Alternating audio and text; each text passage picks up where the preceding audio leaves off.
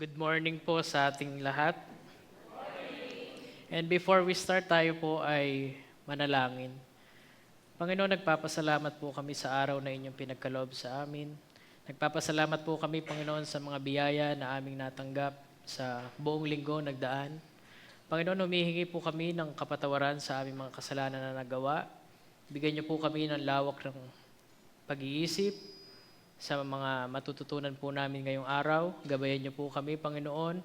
At ang aming pong mga pag-aaralan ngayong araw ay mai-apply po namin sa aming mga buhay. Ito po ang aming samadalangin sa matamis sa pangalan ni Jesus. Amen at amen. So, ang topic po natin for this day is faithfulness, the steady flame of the Spirit. So, ang main text po natin from the last previous weeks ay Galatians 5:22 to 23. Ano po ang sabi doon? Ngunit ang bunga ng Espiritu ay pag-ibig, kagalakan, kapayapaan, pagtitiis, kagandahang loob, kabutihan, pananampalataya, kaamuan, pagpipigil sa sarili, walang kautusan laban sa mga ito. So makikita po natin na nandito na po tayo sa pananampalataya, no? Na pag na-discuss po natin ito, kailangan kasi maisabuhay po natin itong mga binanggit dito, no? Kung baga para po itong sa fruit salad. Pag kulang ng isang prutas, hindi natin siya ma-enjoy. Pero pag ito ay kumpleto, ito ay masarap kainin. Ang una pong pumapasok sa isipan natin, what is faithfulness? Ano ba ang unang pumapasok sa isip natin pag naririnig natin yung salitang iyon? Marahil po siguro ang unang pumapasok dito sa atin, katapatan o loyalty, commitment, dependability, tayo po ay napagkakatiwalaan, steadfastness, tayo po ay naaasahan sa lahat ng oras. O minsan, ang naiisip po kasi natin pag sa faithfulness, hindi lamang po ito limitado sa relasyon natin sa ating Panginoon, kundi sa mag-asawa. Tayo ay nananatiling tapat sa ating vows. O tayo po sa mga kaibigan natin ay kanilang maaasahan sa oras ng pangangailangan.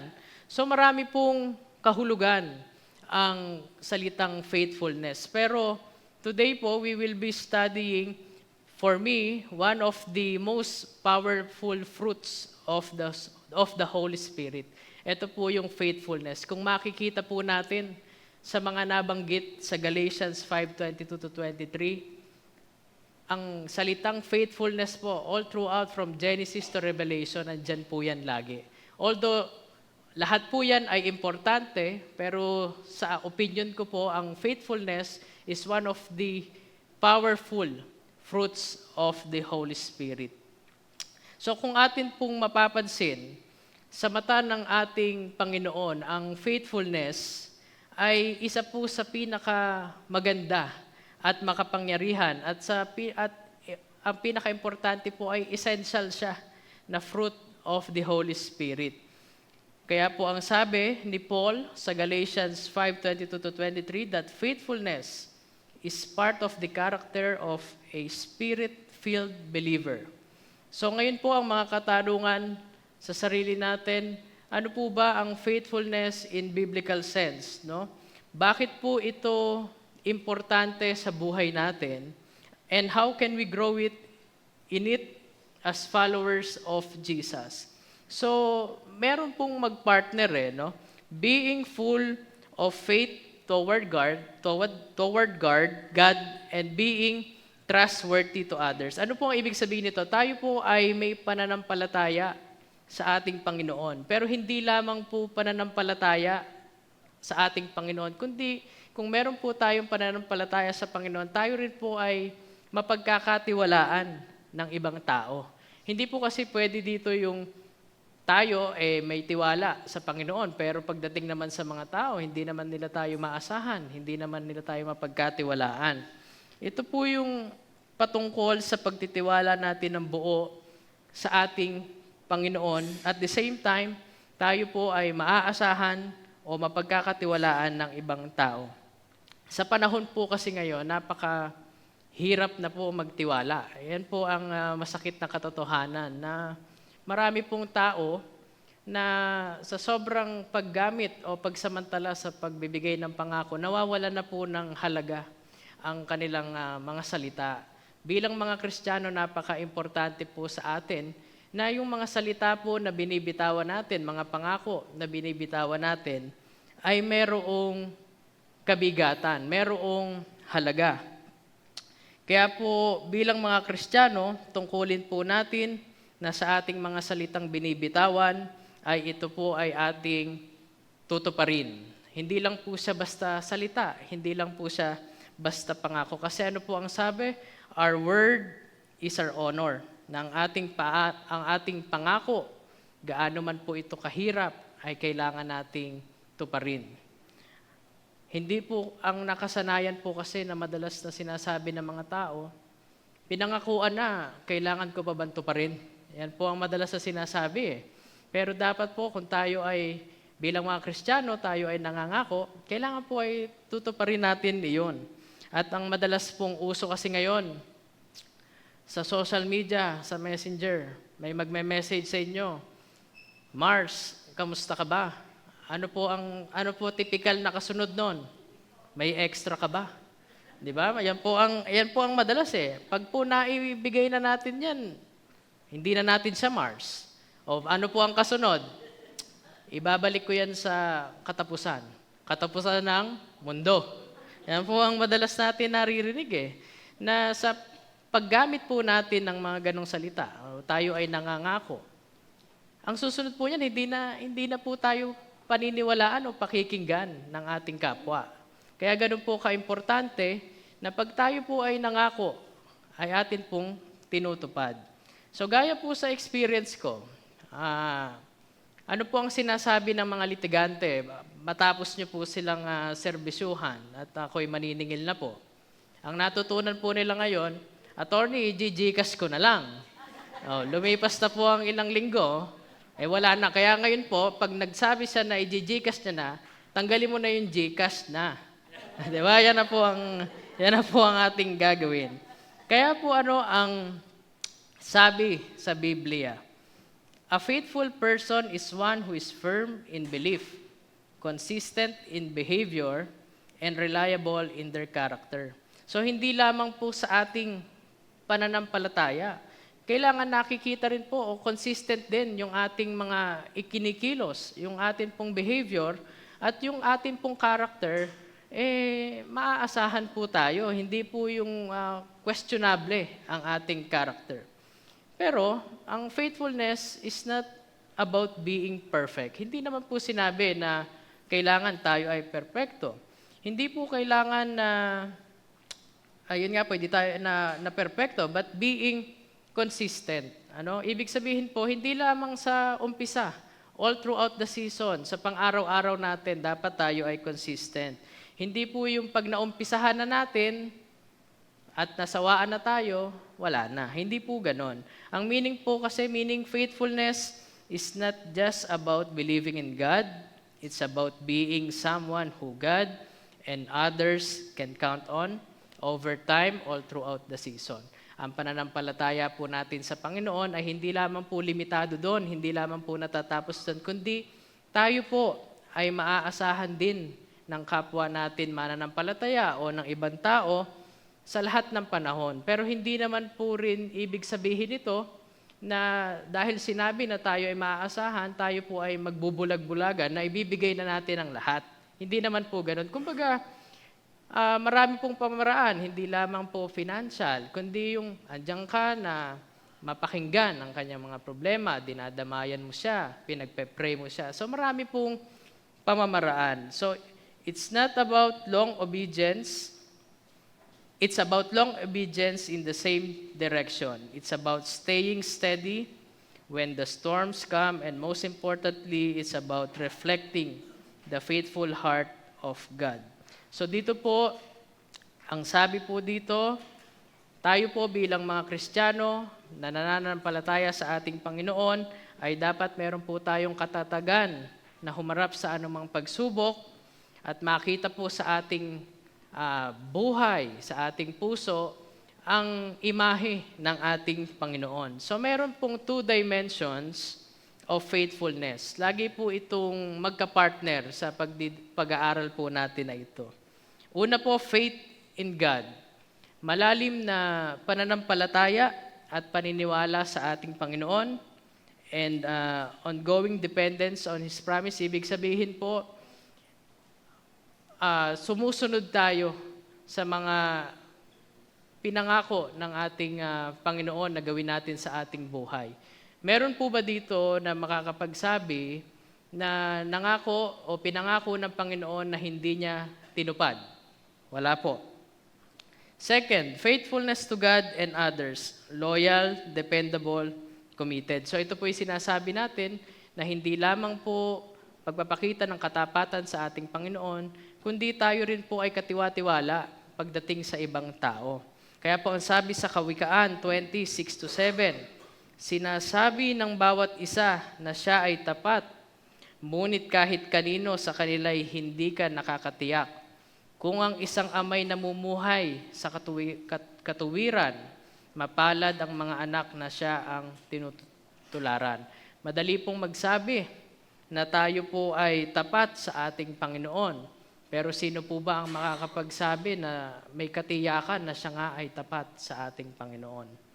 Karamihan po ng tao ngayon, gusto nila makita sila o malaman ng lahat na sila ay tapat o faithful, pero ang pagiging faithful po, or yung committed po sa pagiging faithful ay napaka-rare or dalang. Pero, isa ito po sa pinakamalinaw na senyales ng isang taong naglalakad with the Holy Spirit. Maihahalin tulad po kasi natin ang faithfulness sa isang lighthouse. Ang lighthouse po makikita sa dalampasigan.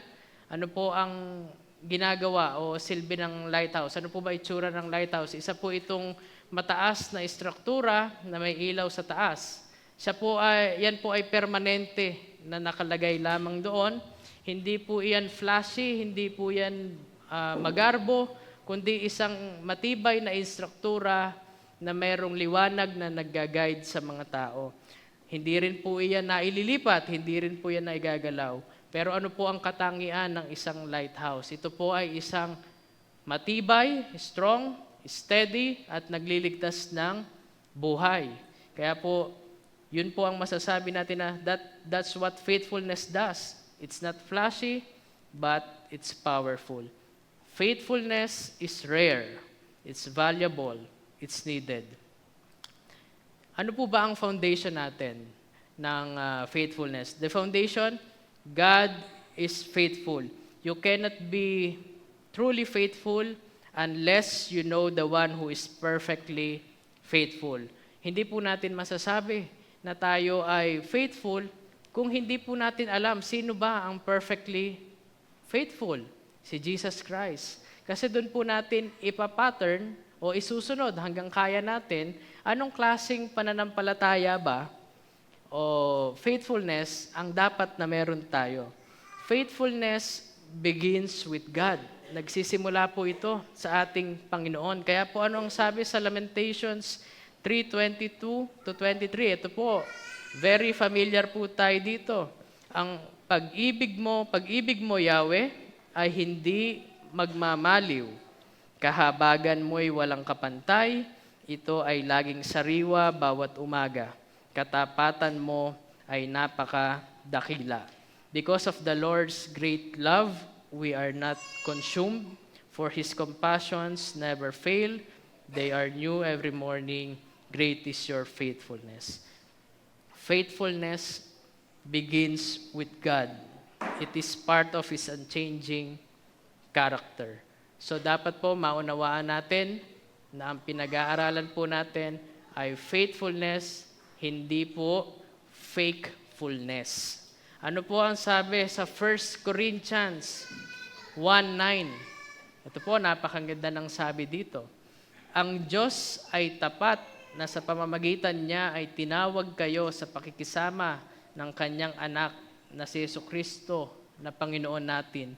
Malinaw po na hindi matatawaran ang katapatan ng ating Panginoon sa ating buhay.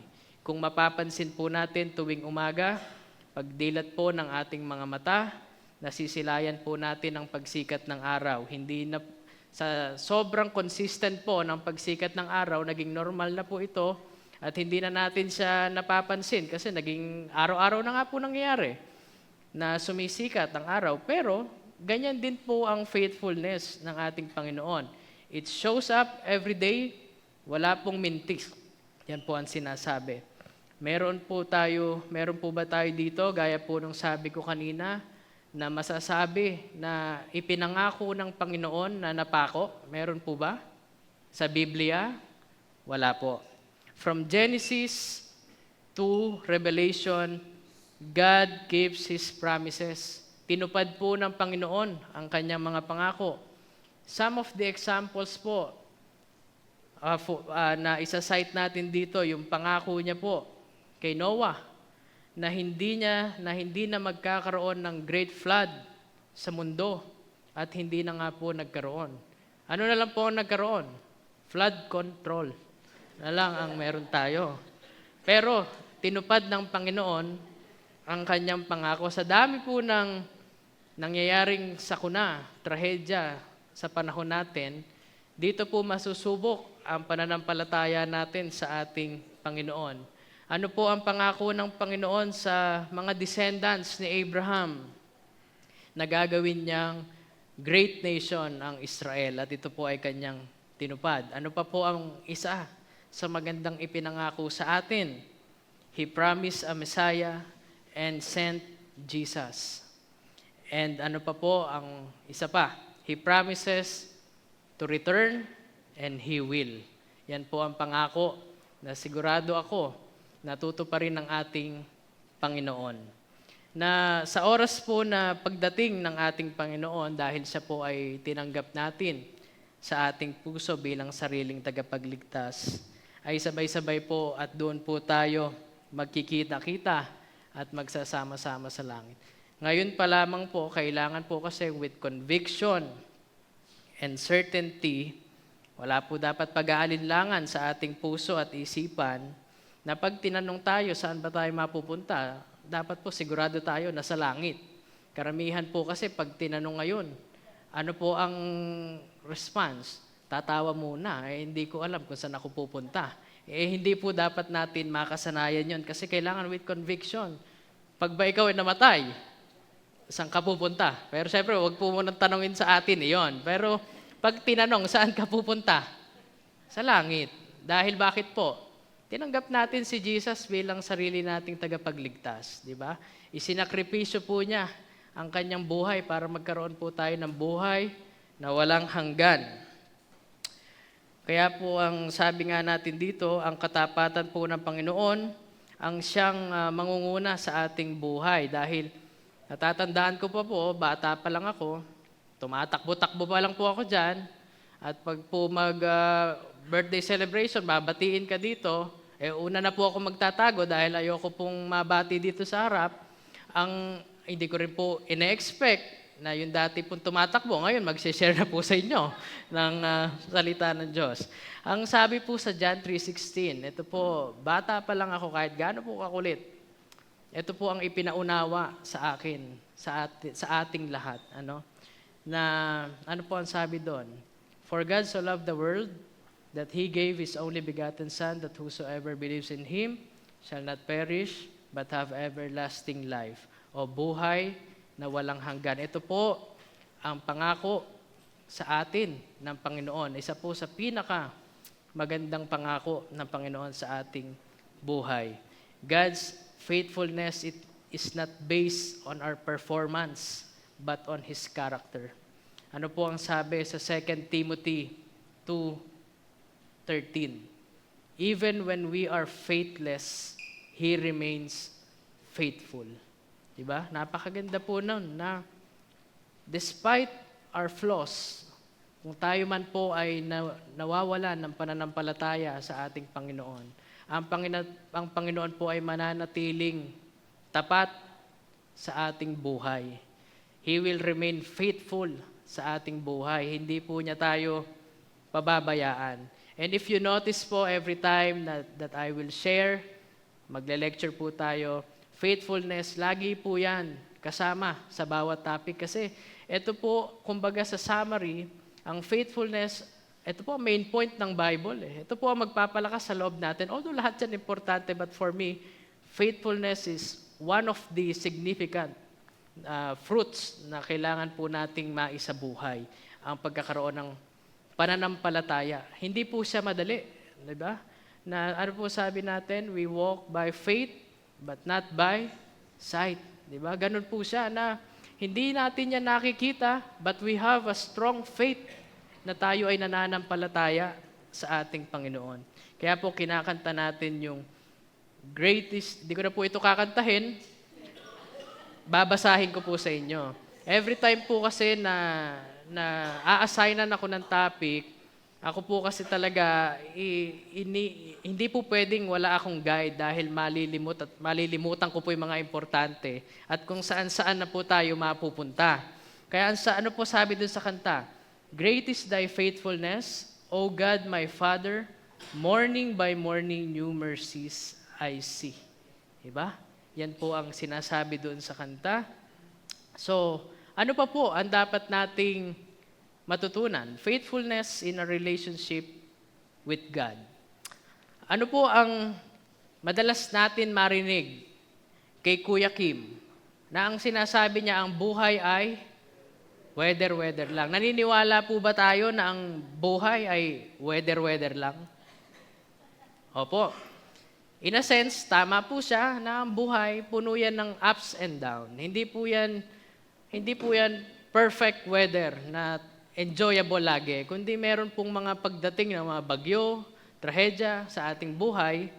Pero kahit po ganon, kailangan po, ang punto po niya dito, matatapos din po kung ano man yung panahon na pinagdadaanan natin.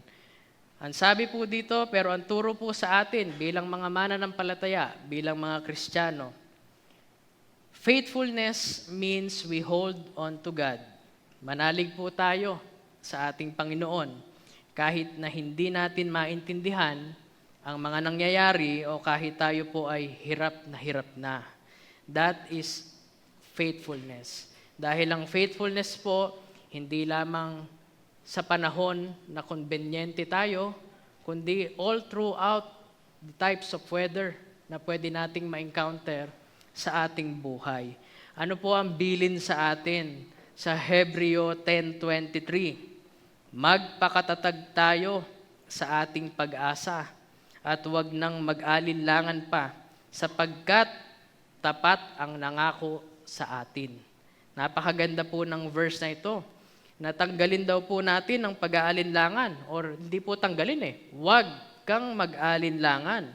Magpakatatag daw po tayo sa ating pag-asa dahil ang nangako sa atin ay tapat at totoo. Yan po ang sinasabi dito. So, faithfulness is not the absence of doubt.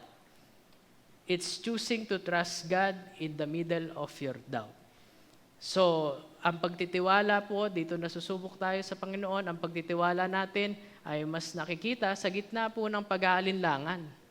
Diba? Sa gitna ng problema na meron tayong matibay na pananampalataya sa ating Panginoon. So the beautiful thing about the fruit of the Spirit is this. It is not something you manufacture, it's something you grow. Ano po ang sabi dito sa Galatians 5:22 na ating pinag-aaralan? It tells us that faithfulness is a fruit, a natural outcome of living in step with the Spirit. Ano po ibig sabihin? Hindi po ito yung parang merong puno, ito po example lang naman natin, na ididikit lang natin ang bunga at sasabihin natin ay doon na yun nang galing. Hindi po. The fruit is a result of life in the tree. Likewise, faithfulness grows in us when we are rooted in Christ. Pag po nasa buhay natin ang Panginoon, ang faithfulness po ang kusang mag-grow sa ating buhay. Kaya sabi po sa John 15:5, 5, I am the vine, you are the branches. If you remain in me and I in you, you will bear fruit.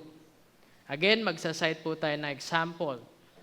For me, ang lagi ko pong ginagamit sa inyo ay yung life story ni Job.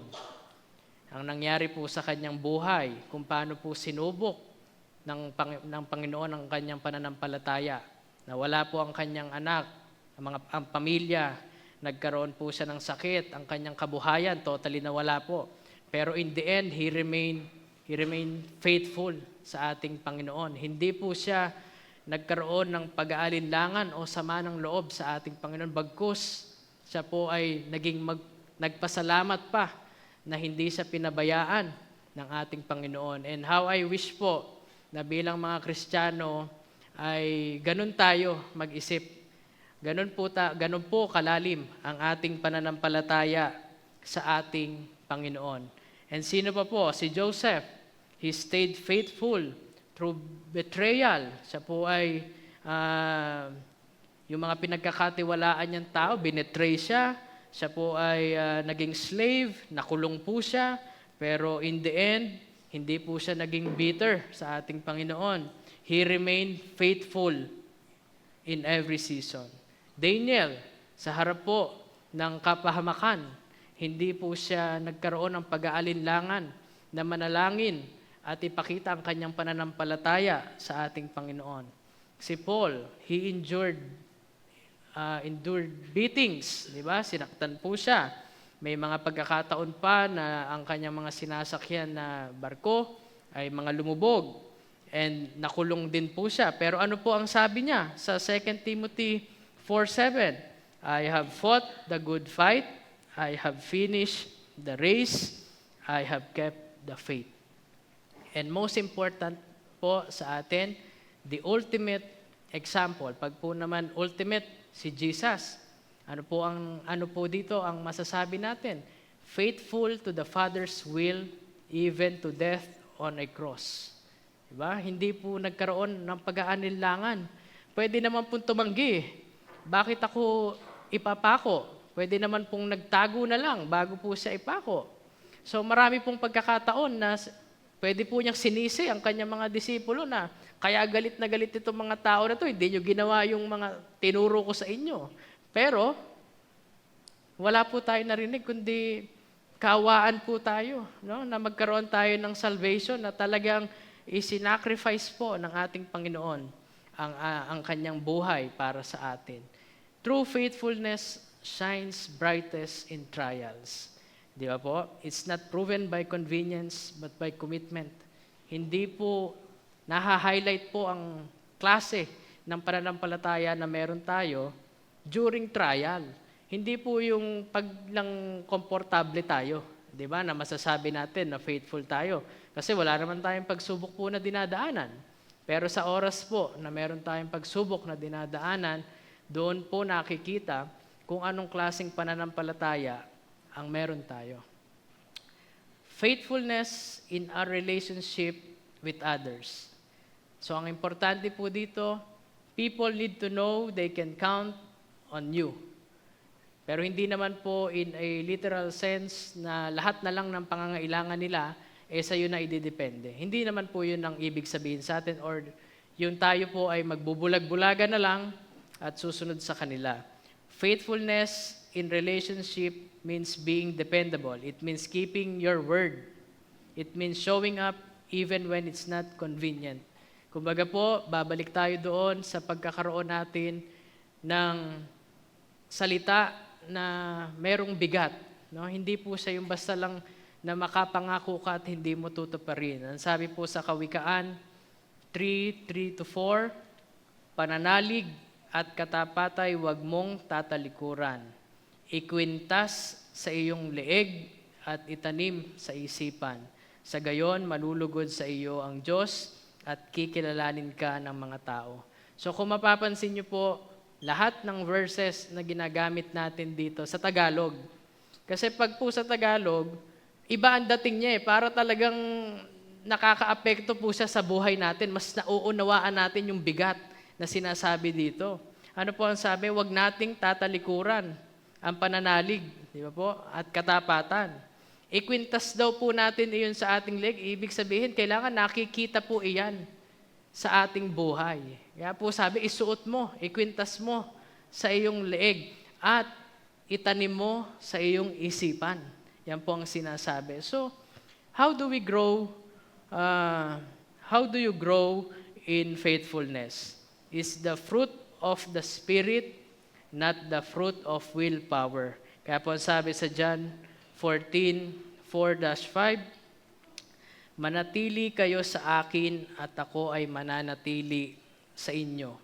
Ang sanga ay hindi makakapamunga sa kanyang sarili, malibang ito ay manatili sa puno ng ubas. Maging kayo man ay hindi makakapamunga, malibang manatili kayo sa akin. Ako ang puno ng ubas, kayo ang mga sanga. Ang nananatili sa akin at ako sa kanya ay magbubunga ng sagana sapagkat kung hiwalay kayo sa akin, hindi kayo makakagawa ng anuman.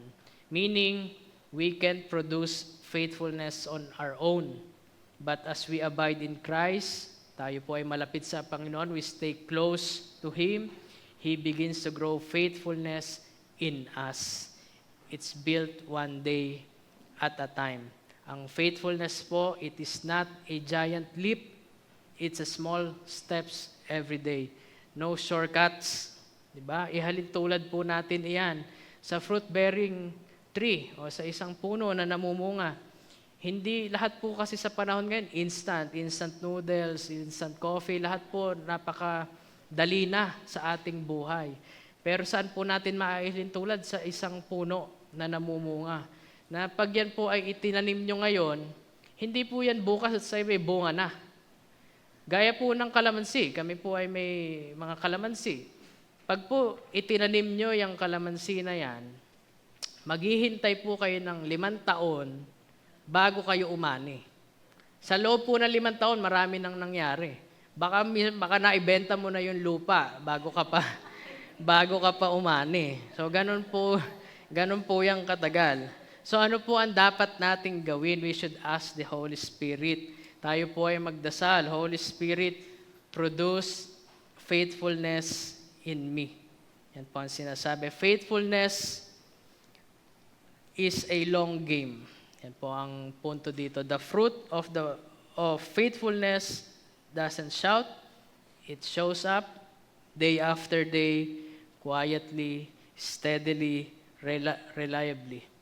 One day, we all hope to hear the words Jesus spoke in Matthew 25-23, well done, good and faithful servant. So for the last discussions po ni na pastor and ni chairman, naririnig na po natin itong verse na to. Ano po ang sabi nila? Hindi po sinabi dito na well done, successful servant, or popular servant, ang sabi, or perfect servant, kundi ang sabi po ay faithful servant. Hindi rin po sinabing fakeful. Faithful servant. Mga biblical characters po na binanggit po natin, ano po ang common sa kanila bukod sa kanilang mga trials sa buhay? Ano po nakita natin sa kanila? They are not perfect. Pare-parehas po. But they were faithful. Yan po ang nakita natin. They stayed the course and God used them powerfully. So, Jesus, our model of perfect faithfulness. Ano po ang sabi patungkol kay Jesus sa Revelation 19:11? Nang bumukas ang langit, narito, nakita ko ang isang puting kabayo. At ang nakaupo roon ay tinawag na tapat at totoo. Siya ay humahatol at nakikipagdigma ng matuwid. Jesus was faithful to the mission. Jesus was faithful to the disciples even when they failed. Jesus was faithful to the cross even though it cost him everything. He was faithful unto death, and because of his faithfulness, we are saved. And the good news is that the same Jesus now lives in us through the Holy Spirit, helping us to live lives of faithfulness.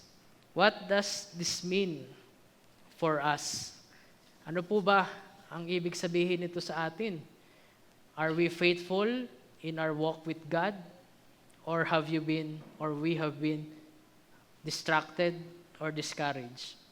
Are you faithful in your relationship? Tayo po ba ay tapat sa ating mga karelasyon? O hindi po pwede yon. Isa lang po ang dapat nating karelasyon kung tayo po ay may asawa. Do people know they can count on you? Maaasahan po ba tayo ng mga tao?